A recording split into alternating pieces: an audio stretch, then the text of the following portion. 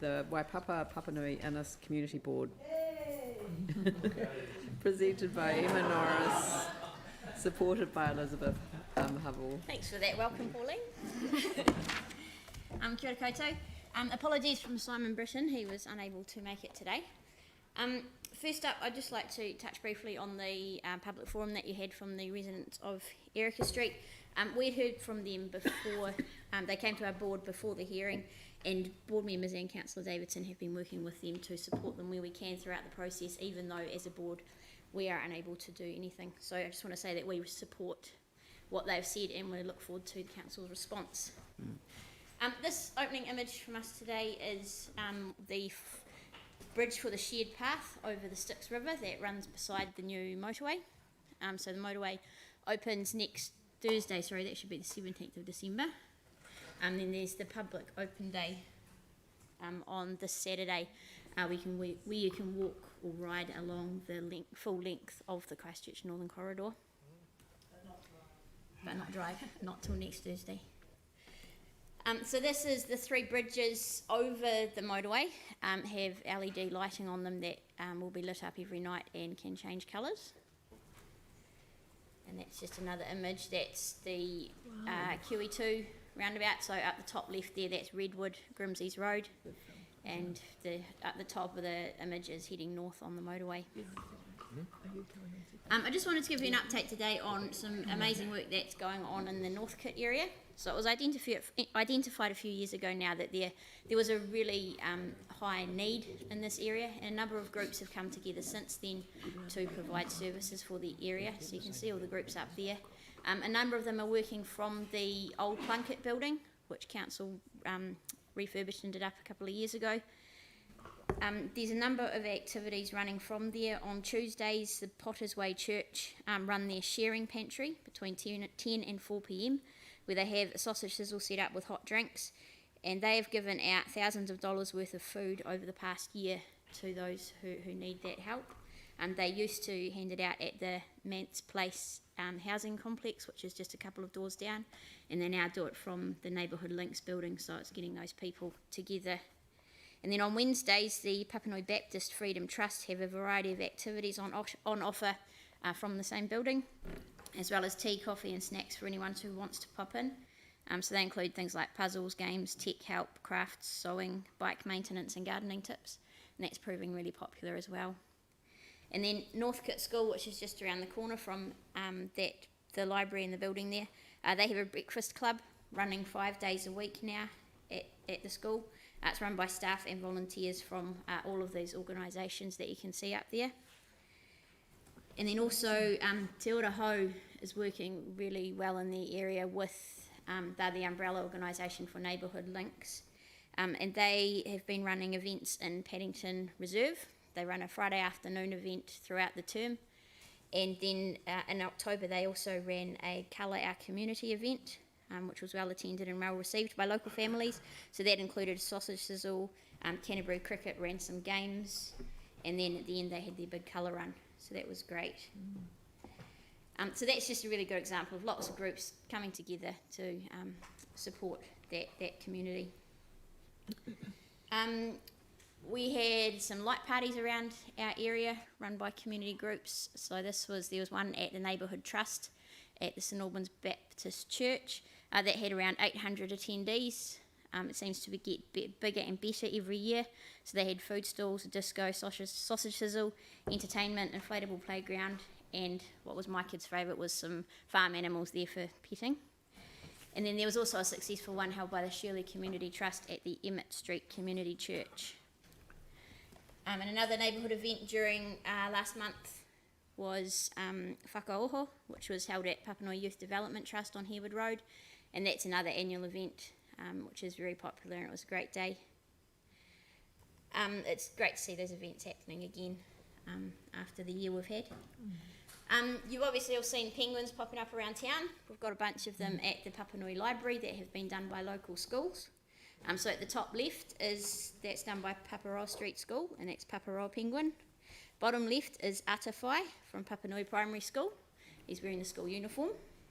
And the middle photo On the left is Fun Love Play, Ora Aroha Tākarokaro by Casebrook Intermediate. In the middle is Aotearoa Hoa Mai Pai Moana by St Joseph's School Papanui. And the top right photo is the back of that one. And on the right, in the middle photo, is Frankie by St Francis of Assisi School. So that's very cool having them there. And then we've also we've also had lately a number of young people reporting back to us from the recipients of our Positive Youth Development Fund, and it's always great to have them come back and hear what they've been doing. So you can see we've been supporting a great range of activities, sport, cultural events, spirit of adventure, pipe band player. So yeah, we really love having them come back to us and being able to ask them questions and hear what they've been doing. And that's it from us. So Can I just add, oh look, it's brilliant, absolutely brilliant. Can I just add that I'm going back to the photo of the pipe band girl, which was really interesting to have her come in there to give her feedback.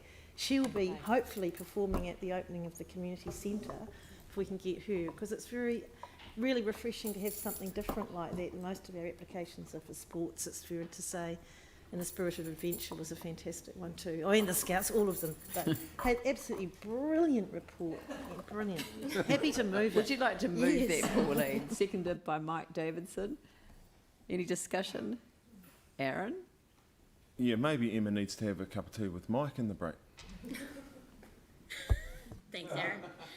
Point taken. No, it was fine. It was I had so absolutely much to fine. say. It was like me touching the bell by accident. Anne. Yeah, I just wanted to say how impressed I was with the Northcote stakeholders community group and that wonderful collaboration that's working there. So that's supported by community board staff too. Yes, it is, and a number of those groups are also part of the Northwest Collective, which is a group of 7 groups in the Northwest who work together really closely. Okay. Mike? Thanks, Emma, for your presentation. I guess it shows just how great our community board area is. And usually we are a very happy bunch in Papanui. But obviously we heard today from the public forum from some residents from Erica Street. And, I've had a few meetings with them and included a couple in the local park. Erica Street, I think, has just over 70 residents and about 70 people turned up to that street meeting, which I guess shows the level of concern that they do have. And I think one of the major things is actually the fact that a lot of them have been excluded from this process. The RMA process is not a great thing, and it really does not suit local communities, the smaller person that have to actually fight and get excluded and just can't afford to front up to those battles. So look, I wish them well. That it's just not a happy outcome for them. They're trying to be positive and pragmatic about a solution moving forward, but it clearly shows some flaws within this process, where actually people that are affected because of the impact of traffic that's going to be generated by this boarding home don't get to actually have a say in that process. Thank you. Yanni? I think that's a fair point. We've set up a process to audit our resource consents, and I wondered if maybe, given what we heard this morning, this one could go into that process to be looked at, because it's not just about the RMA, it's also about how we make assessments under the RMA, and obviously what we've heard this morning, there's also issues with how we communicate, and I think Jimmy and I are keen to put this up in terms of the multicultural committee, but for those specifics, but I think for the general issue, could we not have a recommendation to refer it to that audit process? We've already agreed that the Chief Executive will come back to us on it. If the Chief Executive's report to us or briefing to us is requiring further work on it, then I'd rather deal with that then, because there are specific issues around this particular one. I'm entirely sympathetic with the residents, and we've heard that from the community board, we've heard that from the councillors, and we've heard that from the community. So we'll wait till we hear back from the Chief Executive. Tim? Right. Yeah, and I think as you put out the RMA, it's really important that people understand our staff are between a rock and a hard place. It is from central government, and it is the RMA is an absolute dog now, and it is forcing, and our staff are under huge pressure, and they do need support from their local councillors to work with the communities, and I think we should be discussing that.